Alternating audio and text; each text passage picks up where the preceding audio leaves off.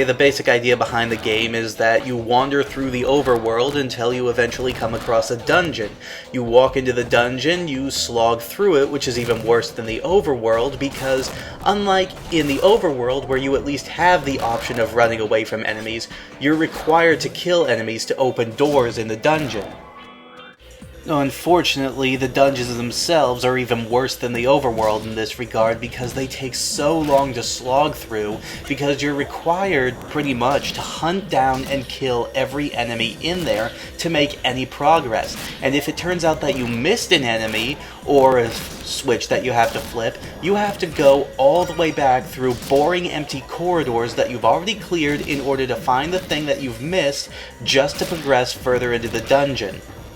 Oh, there are things called emergency gates that allow you to run back to the hub world and, restock, resupply, save your game and stuff, but they act like a save state. If you happen to die, or you happen to, reset the game after using an emergency gate, then the emergency gate is pretty much cancelled out. You can't use it again and are forced to slog all the way back to where you were from scratch. And you will be doing this over and over again anyway, because that's how you progress the game. And when you finally manage to slog your way to the end of a dungeon, what happens? Well, you have to fight a boss. But the bosses in this game are so friggin' cheap and use some of the biggest cop-out tactics I've ever seen, such as having a longer range than your melee weapon, or having near undodgeable and unblockable attacks, that you're just better off using tactics you were using at level 1 to defeat ordinary enemies, mainly staying back and spamming your magic attacks or your long-range pistol attacks because it's the only way you're going to be able to kill these things before they kill you. And after you beat the boss, what's your reward? You get a key that will unlock another similarly placed dungeon somewhere in the world that you have to hunt for, and you get to pick up some items that have been dropped by enemies all over the place already before being transported back to the hub world. And that's it. That's the game. You spend the entire game slogging through overworld after overworld so that you can find dungeon after dungeon, so that you can kill boss after boss, so that you can repeat the process over and over again until you beat the game. Now, like I said, this is a poor translation of the Gauntlet formula, and I am by no means suggesting that Gauntlet and the games that were released after Gauntlet were bad. In fact, I'm a very big fan of Gauntlet Legends on the Nintendo 64. But Gauntlet and Gauntlet Legends were streamlined, they were simplistic, and more importantly, the stages were short. It will take you upwards of 2 or 3 hours to beat one area in this game because of the amount of time you have to take to kill every single enemy. And because you have to explore every nook and cranny. At least with Gauntlet, a majority of the stages were linear. You didn't have to hunt for anything. And it wasn't required of you to kill every enemy, though that did help, and it didn't take very long to kill enemies. This game does everything in its power to overcomplicate one of the most simplistic gameplay styles I have ever seen.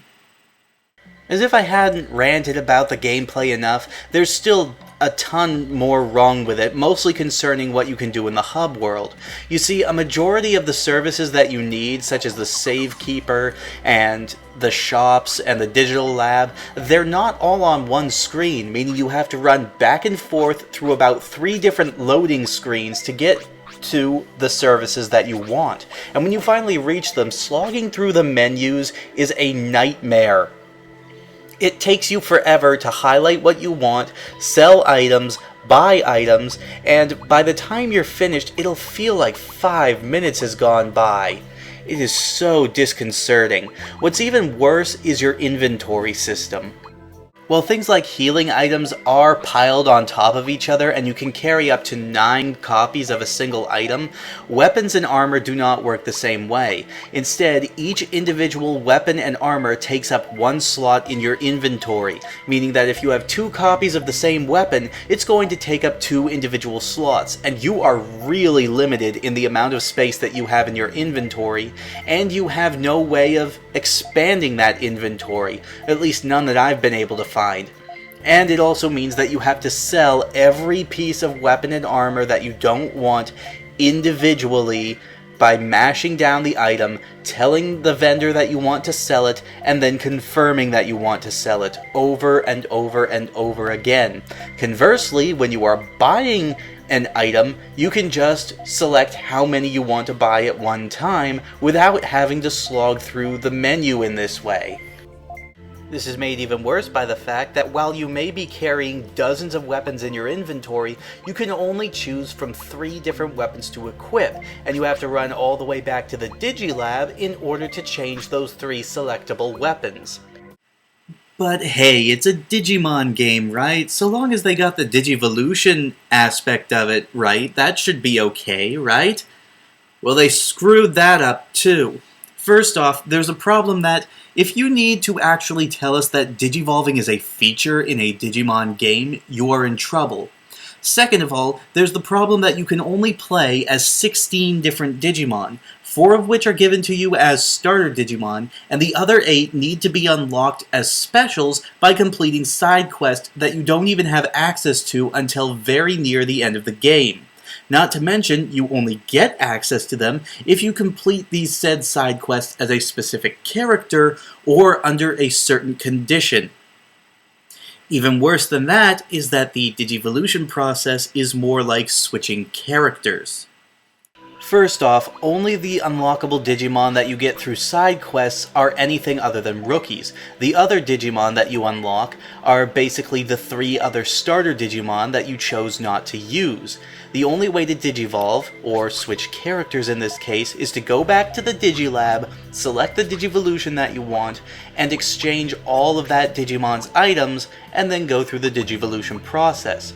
It's made even worse by the fact that any new Digivolution that you get starts at level 1, meaning that if you switch characters, you basically have to start your grind all over again. While you do start with all the items and bits that you had before, a level 1 character cannot use very many types of armor, and can't use any real weapons until you've grinded their level up exponentially. It almost makes Digivolving completely pointless, because once again, you're basically exchanging one character for another. Now for the record, this is not Digivolving. This is about the equivalent of, once again, switching out characters in Gauntlet, like say, exchanging the Wizard for the Knight or the Jester. But this is Digivolving.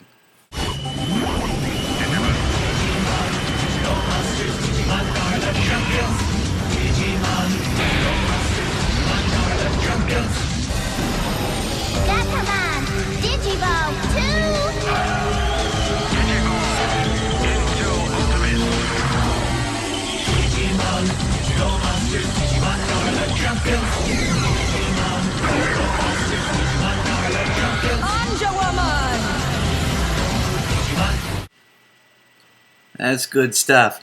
Anyway, as you've probably noticed, this game just amounts to a really slow, repetitive grind. And let me get something straight, grinding can be mildly entertaining in some games. I mean, I actually have a lot of fun grinding in games like Disgaea, but I would prefer a Dragon Warrior grind session to just playing this game straight. It takes too long to get anywhere. But there are a few more aspects about it that we need to cover, namely the graphics and sound. Graphically speaking, the game looks okay. There's nothing really special about it. I mean, the characters look fine, and their animations are actually quite smooth and fluent, but the main problem is the environments are really uninspired. I never once, through playing this game, felt like I was in a digital world, just that I was slogging through a generic desert, valley, rainforest, and so on and so forth. They make very little attempts to remind us that we are in fact in the digital world, aside from the, Digimon who are trying to kill them. But, once again, it reminds me more of Gauntlet than it does of Digimon, and it does a poor job of it.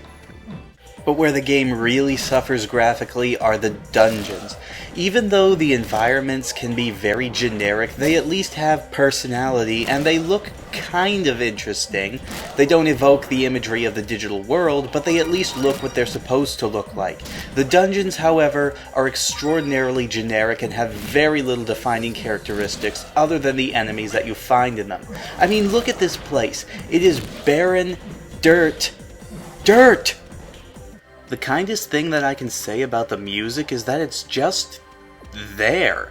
I mean, it's certainly more exciting than what's actually going on screen most of the time, but most of it's pretty generic and just sounds like a group of instruments yakking away at one another.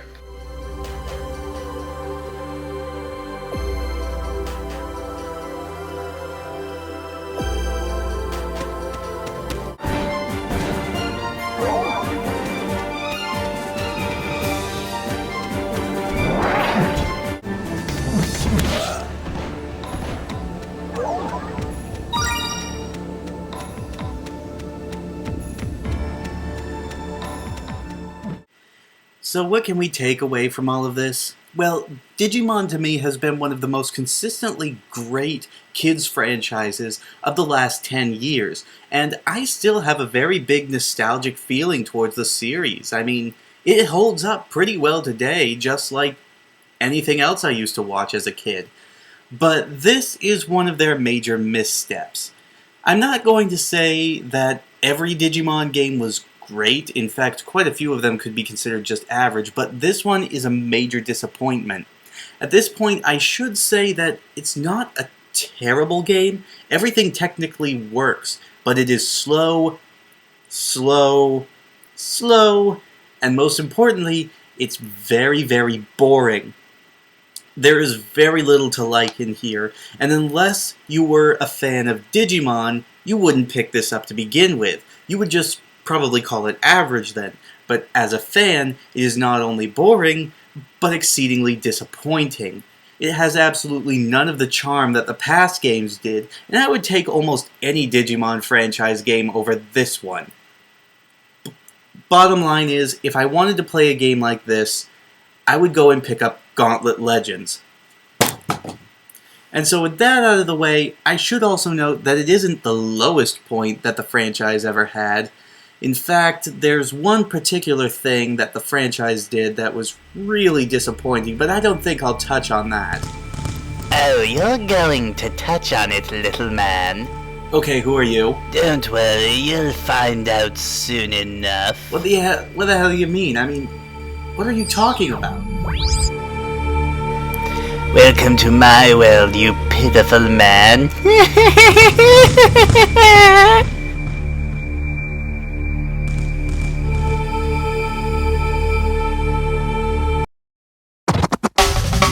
Hey Digimon, monster friends to the boys and girls. Hey Digimon, champions of the digital world. Hey Digimon, ultimate friends to the boys and girls. Hey Digimon, champions of the digital world. 7 young kids go to camp for the summer, but wind up living in a digital land where everybody gets to meet his own Digimonster, a digital companion, a digital friend. A Digimon in training will Digivolve to Rookie and Digivolve to Champion and Ultimate too. I'm gonna save the digital world for me. I'm gonna save the digital world for you.